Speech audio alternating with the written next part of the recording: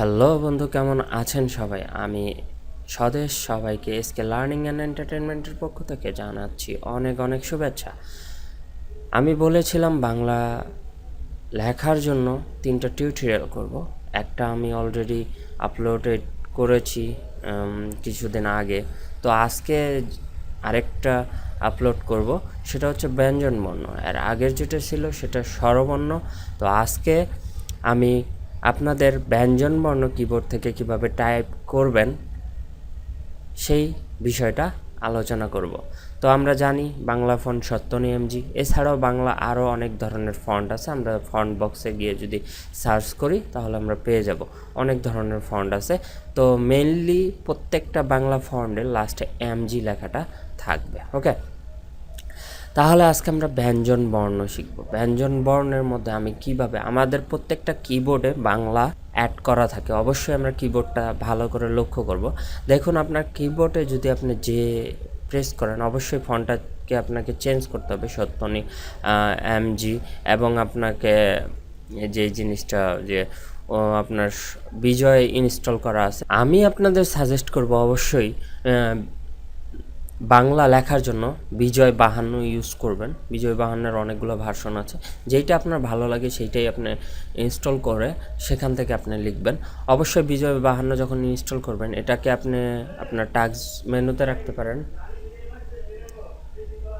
এবং কি আপনি উপরেও রাখতে পারেন। তো আমি এটাকে টাস্ক মেনুতে রাখি। তো এখানে দেখেন এখন ইংলিশ করা আছে। আপনি যদি ফন্ট চেঞ্জ করেন কিন্তু এখানে যদি ইংলিশ থাকে তবে আপনি বাংলা লিখতে পারবেন না। তো বাংলা লিখতে গেলে এখানে আপনাকে পরিবর্তন করতে হবে। যদি আপনি অনলাইনে বাংলা লিখতে চান সেই জন্য আপনাকে ইউনিকোড ইউজ করতে হবে, এবং যদি ওয়ার্ড ফাইল, ফটোশপ, আদার্স যেই সফটওয়্যারে আমরা কাজ করি সেই প্রোগ্রামগুলোই যদি আমরা বাংলা লিখতে চাই অবশ্যই বিজয় ক্লাসিক ইউজ করতে হবে। তো বিজয় ক্লাসিক ইউজ করলে আমরা বাংলা লিখতে পারবো। তো দেখবেন যে এই আইকনটাও চেঞ্জ হবে। তো এটা আমি নিচে রাখি সবসময়, এটা আমার এখানে থাকে। তো দেখেন এই যে আমার পয়েন্টার এখানে থাকে। তো এখন বিজয় 52 করা আছে। এখন আমি আবার আমি যদি ইংলিশ ফন্টে চলে যাই, ইংলিশ ফন্ট চেঞ্জ করে আবার আমাকে ইংলিশে গেলে আমি আবার ইংলিশ লিখতে পারবো। তো আজকে আমি অত বিবৃত করব না, কারণ ব্যঞ্জন বর্ণ 39টাই আমাকে দেখতে হবে। তো ফার্স্ট আমরা পাচ্ছি যে প্রেস করলে আমি পাচ্ছি ক। এরপরে আমি Shift+J প্রেস করলে পাচ্ছি খ। অবশ্যই আপনারা আপনাদের কিবোর্ড লক্ষ্য করবেন। কিবোর্ডে সামান্য 2-1টা অক্ষর হয়তো ভিন্ন জায়গায় থাকতে পারে, কিন্তু বেশিরভাগগুলোই এভাবেই থাকবে, কারণ আমি অনেকগুলো কিবোর্ড দেখেছি। এরপরে ও টাইপ করবেন, আসবে ঘ। Shift+O টাইপ করবেন, আসবে ঘ। কিউ টাইপ করবেন, আসবে ম। ওয়াই টাইপ করবেন, আসবে চ। Shift+Y টাইপ করবেন, আসবে ছ। ইউ টাইপ করবেন, আসবে বর্গীয় জ। Shift+U টাইপ করবেন, আসবে ঝ। Shift+I টাইপ করবেন, আসবে নিয়। টি টাইপ করবেন, আসবে ট। Shift+T টাইপ করবেন, আসবে ঠ। ই টাইপ করবেন, আসবে ড। Shift+E টাইপ করবেন, আসবে ঢ। Shift+B টাইপ করবেন, আসবে মূর্ধন্য। কে টাইপ করবেন, আসবে ত। Shift+K টাইপ করবেন, আসবে থ। এল টাইপ করবেন, আসবে দ। Shift+L টাইপ করবেন, আসবে ধ।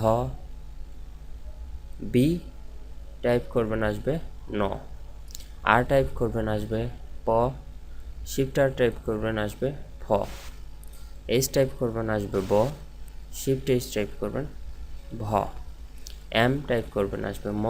ডাব্লিউ টাইপ করবেন, আসবে অন্ত্যেষ্ট জ। ভি টাইপ করবেন, আসবে র। Shift+V টাইপ করবেন, আসবে ল। Shift+M টাইপ করবেন, আসবে স, এ তালিবস্য। Shift+N টাইপ করবেন, আসবে পেট কাটা মদিনাস্য। শুধু এন টাইপ করবেন, আসবে দন্তস্য। আই টাইপ করবেন, আসবে হ। শুধু পি টাইপ করবেন, আসবে ডয় বিন ডড়। Shift+P টাইপ করবেন, আসবে ডয় সিন ডড়। Shift+W টাইপ করবেন, আসবে 29 অ। তারপর এটাকে যাই হোক, এই চিহ্নটা থাকবে আপনার অথবা চিহ্ন, ওকে, স্ল্যাশ বা অথবা বলতে পারি একটা, ওকে।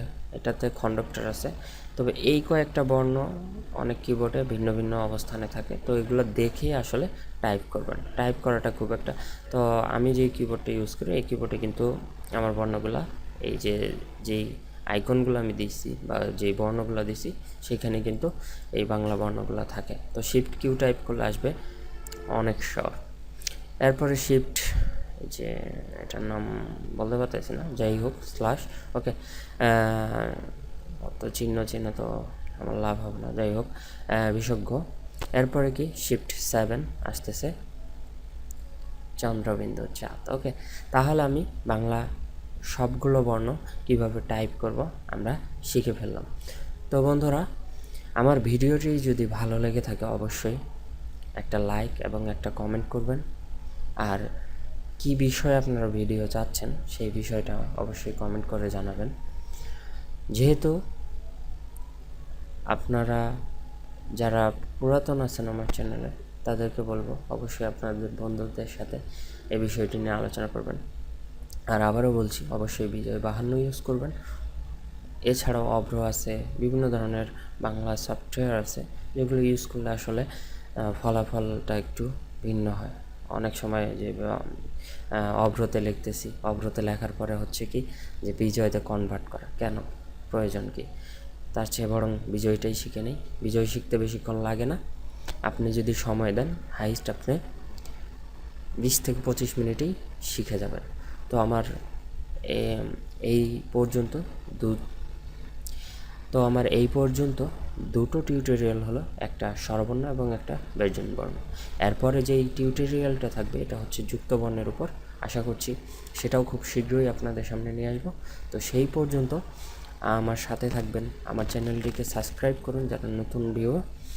তো সবাইকে অনেক অনেক শুভেচ্ছা জানিয়ে সবার শুভকামনায় আজকের মতো বিদায় নিচ্ছি। ভালো থাকবেন সবাই।